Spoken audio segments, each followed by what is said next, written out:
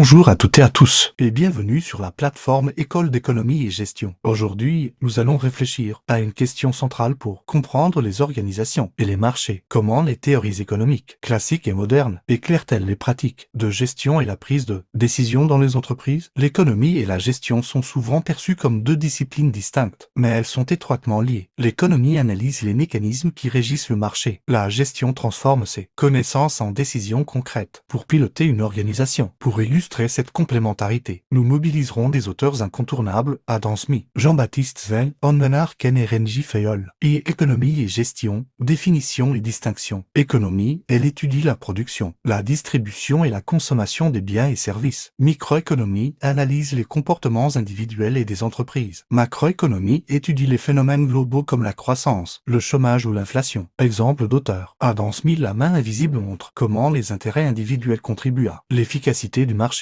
Jean-Baptiste Say, La loi des débouchés indique que la production crée sa propre demande. Onmenar Ken, l'État peut réguler les cycles économiques pour soutenir la croissance. Gestion, elle se concentre sur l'organisation et le pilotage des entreprises, couvrant la stratégie, le marketing, la finance et les ressources humaines. Renji Fayol, la gestion regroupe toutes les activités permettant à l'entreprise de créer de la valeur et d'atteindre ses objectifs. Bref, l'économie permet de comprendre le contexte, la gestion permet d'agir dans ce contexte. L'influence des théories économiques sur la gestion. 1.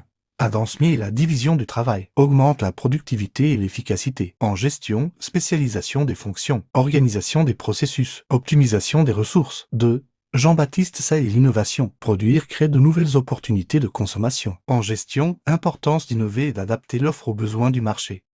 3. Onmenar Ken et la planification stratégique. Les cycles économiques influencent les décisions, prudence en récession, anticipation en croissance. En gestion, guide la prise de décision face aux risques et à l'incertitude. Conclusion partielle. L'économie ne se limite pas à la théorie. Elle oriente les choix stratégiques et opérationnels des managers. L'apport des théories de gestion à l'économie. Renji Fayol, l'entrepreneuriat et la gestion crée de la valeur et stimule la croissance économique. Une entreprise bien gérée influence le marché, crée des emplois et façonne l'environnement économique. Exemple concret, Tesla ou Amazon. Division du travail, innovation, semi-optimisation et nouveaux produits. Développement de la demande, c'est adaptation à un marché émergent. Gestion des cycles économiques, Ken. Stratégie d'investissement et de croissance. Gestion stratégique et entrepreneuriale. Fayol, leadership et transformation du marché. Conclusion, l'économie fournit le cadre d'analyse et les outils conceptuels pour comprendre le marché. La gestion applique ses connaissances dans la pratique pour prendre des décisions stratégiques et opérationnelles. Ces deux disciplines sont indissociables, l'économie explique le contexte, la gestion agit dans ce contexte et peut même le transformer. Dans un monde globalisé et numérique, la complémentarité économie-gestion reste essentielle pour relever les défis contemporains, croissance, innovation et transition écologique. Merci de votre attention. À très bientôt pour une nouvelle vidéo.